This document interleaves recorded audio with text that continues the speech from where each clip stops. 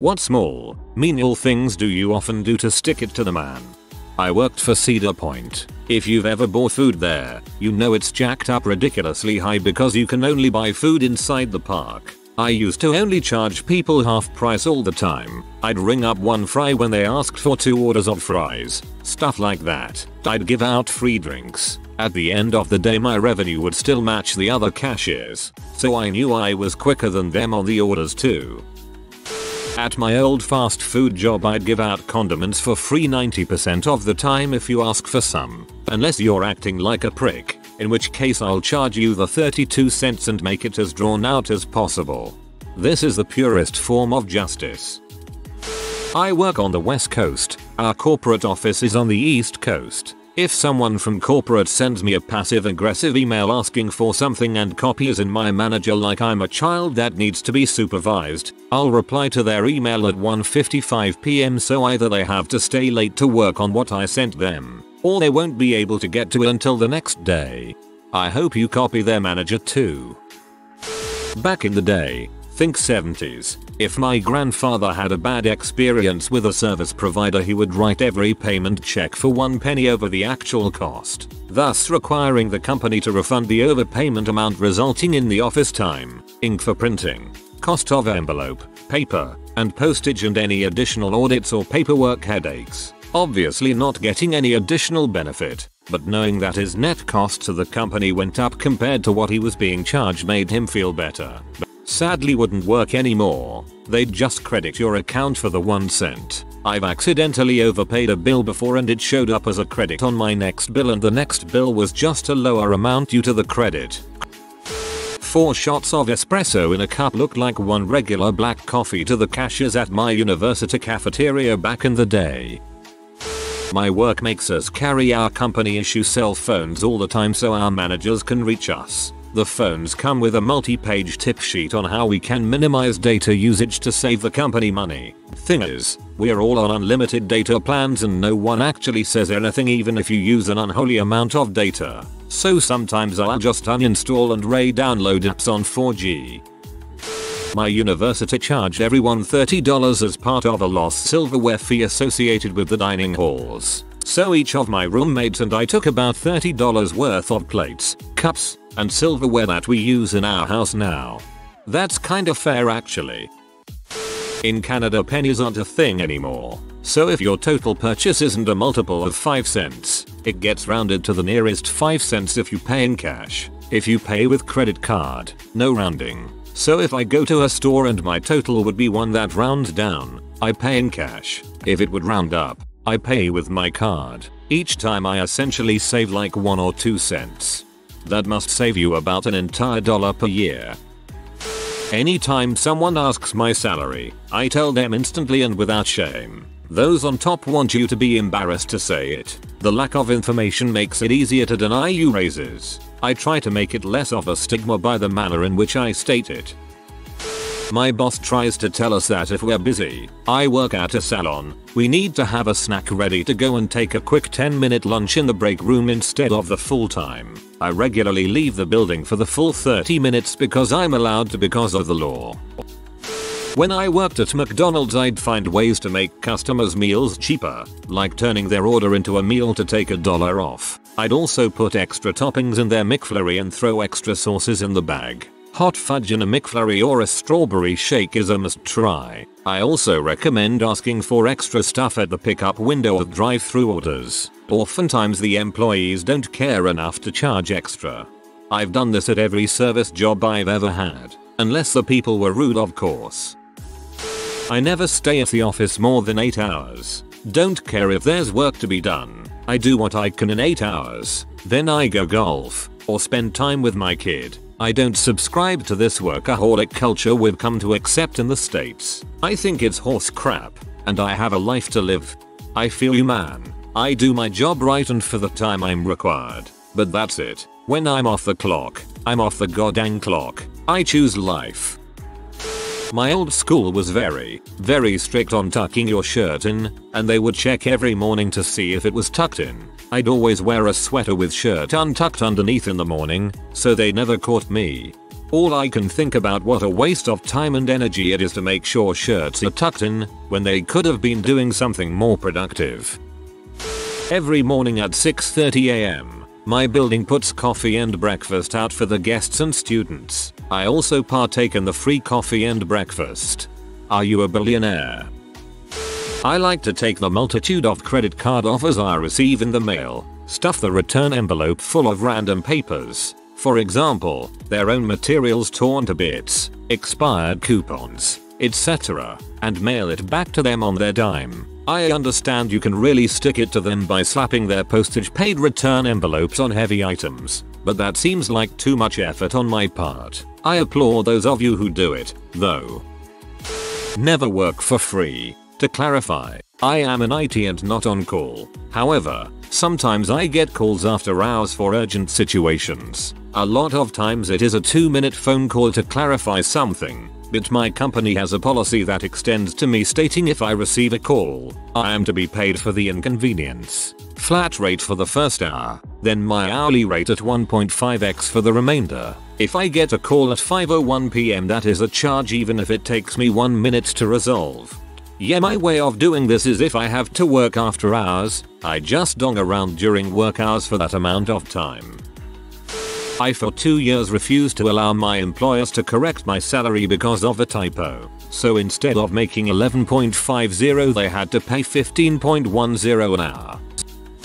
When I got hired at my current job, my future boss and I both commiserated about how much we hated time cards, and as my job is basically jump on a problem and fix it as they come up, having to plot exactly how my time is spent is difficult, because it's a lot of waiting, a burst of extremely time sensitive work, then more waiting. So he told me that so long as you work at company X you won't have to do a time card, and that my performance would be the determining factor in my career there. For the first 2 years, it was great. I made my own hours, got promoted twice to head my department, solved a bunch of problems and got the company making money with happier clients. But after we lost a big client due to them going under after being investigated by the SEC, we had to restructure and cut loss, and to do that we hired a new COO. That new COO wanted maximum accountability, and that meant I, and everyone else in the company, had to start documenting their hours down to the 15 minutes. Time cards due every Friday. I still do the same job, and I'm still killing it at work. Still a team led, although my team is 1 guy now, and I do my time cards Monday morning after the COO's assistant emails me to ask me where it is, because frick that. I used to work for Comcast. 1 year they screwed me on a promotion. Anyone who wanted a credit and didn't scream at me got one. My gynecologist's office has covers on the stirrups provided by some drug company. I routinely take them off and turn them inside out so the logo and name aren't showing. My gyn just uses floral oven mitts from the dollar store. One of the reasons I like them. When I'm at Costco and I order 2 hot dogs, I like to look around for people eating just fries and give them my extra drink cup. I'm an adult. I don't need your handouts. You can't buy me, hot dog man. I love people like you. One time me and a friend were really broke but craving pizza and a soda. Only had enough for a piece each, so no worries, I'll just drink water. As we sit down, some guy walks up and said he didn't like soda, then asked if we wanted his cups. Made our day. Now I do the same if I ever see anyone looking for a drink. Used to know someone who would write C in white text at the bottom of emails to the boss. Guess who copied and pasted as plain text an email one day for records? They managed to get out of it by pretending to freak out that someone had put I in their signature. Boss was not very computer savvy and bought it. Stupid C. This is so ballsy and I'm way too terrified to ever try it.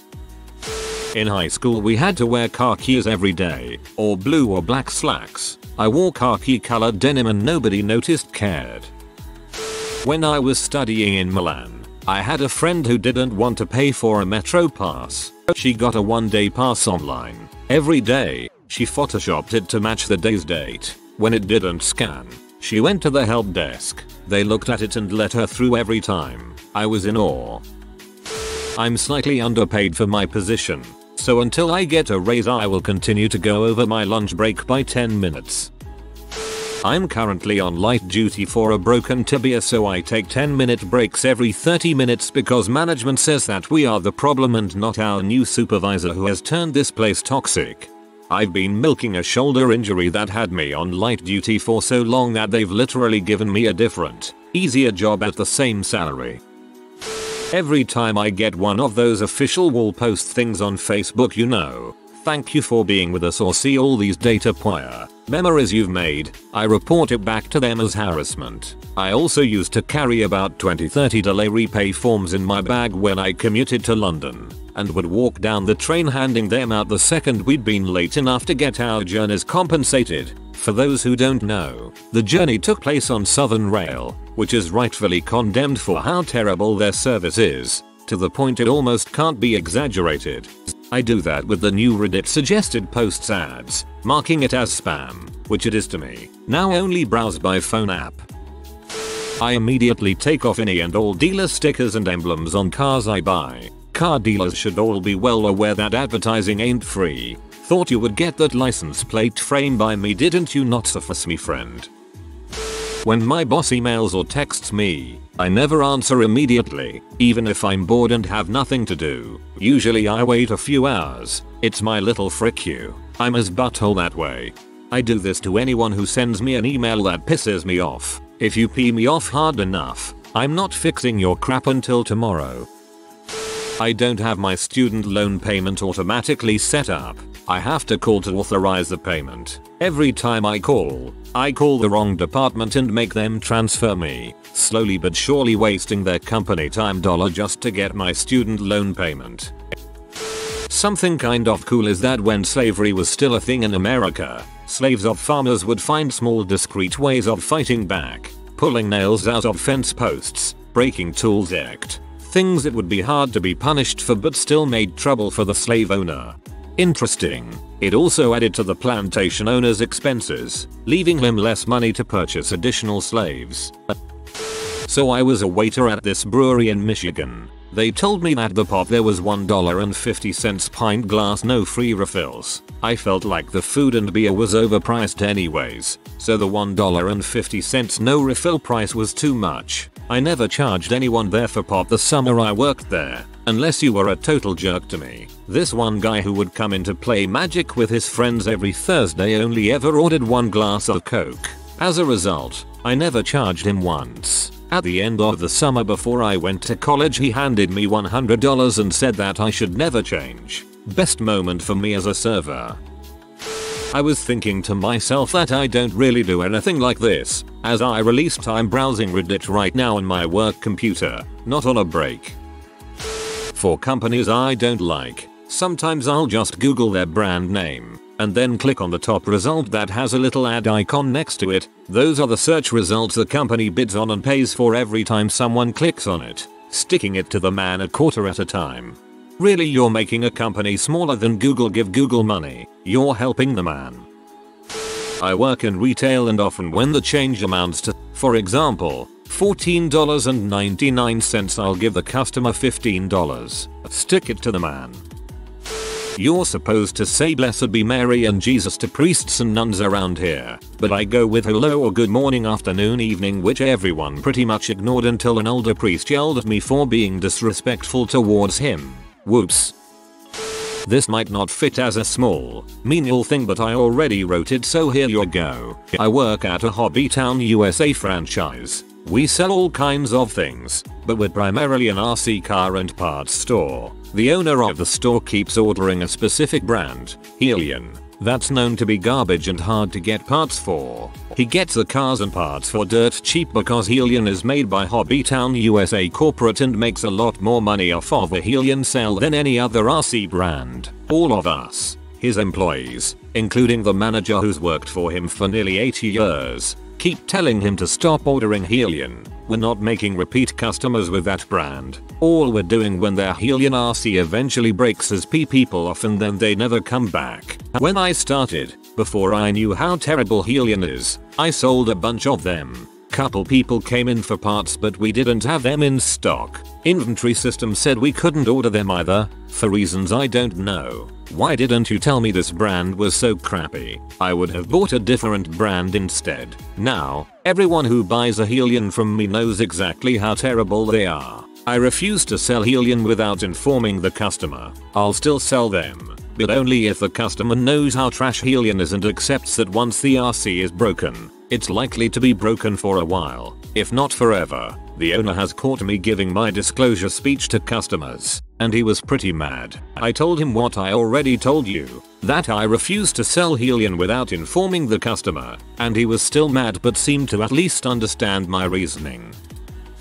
Back in college, part of my scholarship requirement was assisting a certain professor for about once a week. The professor and I would load up 2 large dolly carts and would truck a bunch of equipment across campus. It was annoying, took a long time, and I instantly loathed it, so I suggested we use my truck. Gas was like $1 a gallon back then. I still remember being P when it hit 1.20, and it was only about 2-3 miles of total driving, but it was so much easier using my truck than those janky old carts. So we used my truck once, and my professor was so happy to not have to lug that crap across campus. He told me to just start parking on the street outside his building, in what was essentially overflow street parking for one of the admin lots. I got a few tickets at the beginning of the semester, but the prof squashed them and parking enforcement eventually just ignored my truck altogether. It was a big lifted redneck mobile, so it stood out like a sore thumb. Anyhoozle, after 5-6 weeks, I realized that I could simply park my truck there whenever I wanted. Soon, instead of parking right in the middle of campus one day a week, in quite literally the most convenient spot of all spots, I just started parking there every day. Did that for 2 solid years and never once did anyone say or do anything. Eventually though, my glorious old truck decided it no longer wanted to live, and since my new ride was unknown to parking enforcement and I didn't have access to the professor fixing my tickets anymore, I had to give up my perfect parking spot. But for 2 solid years, I never once had to look for a park. It was glorious. I'm a cashier. When people don't want their pennies back as change, I keep them. I'm probably supposed to put them in the cash drawer, but I'm poor as crap. Those pennies add up. As a CS major, once I realized our TAs didn't look through our code, I started making really snarky comments like entirely useless constructor that never gets used, and I name my variables crap like bpis counter. The TAs make comments like that too, so it's not like we're shocked when we see them when we do look through code. I've had more than one Charlie the Unicorn counter or why won't this fucking shit work already function in official university source code. I often turn adblockers off when I'm watching YouTubers I like, so they get revenue, but turn them on to YouTubers who I find annoying, but for whatever reason check up on their content every now and then. Whether or not you consider YouTubers to be the man will decide for you if you think my answer to this question is valid or not. I just always leave it on TBH. Same on Twitch. I just hate ads. Nothing personal. If a store has even a slightly misleading sale, I walk out and buy the item elsewhere. If that model is not on sale, why put it on display with the models that are on sale? If it's a customer put it in the wrong place, that's fine, but if the store made display is to get you into the door, then frick off. Poop during work hours. I know people who hold it to avoid being unproductive, but that's not the way to instigate proletariat uprising. For decades I made out my tax check to the Infernal Revenue Service. It was never returned, but I always hoped someone saw it. Now I pay electronically, so fun time is over. I opt out of the body scanner at the airport every single time. I even scheduled my travels plans, adding a buffer for the added pat down time so I can still make it to my flight. If you're going to violate my 4th Amendment rights, I'll make you touch my butt and balls. At my old school, which was in rural buttfuck Indiana, my exit off of the interstate ended with a lonely stoplight. I could see nearly a mile each way, so sometimes at night I would stop, look both ways, and drive through the red light, just because a fricking light doesn't own me. Obviously I don't think like this about every traffic light. Thank you. Stop, look, go. Frick lights with no one around. If you are new to the channel, you can subscribe. I publish new videos every day.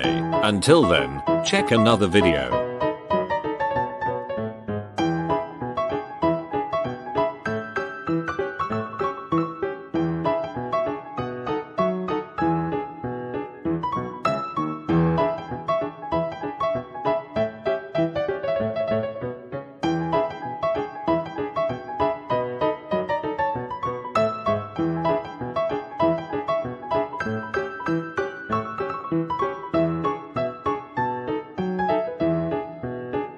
Bye for now.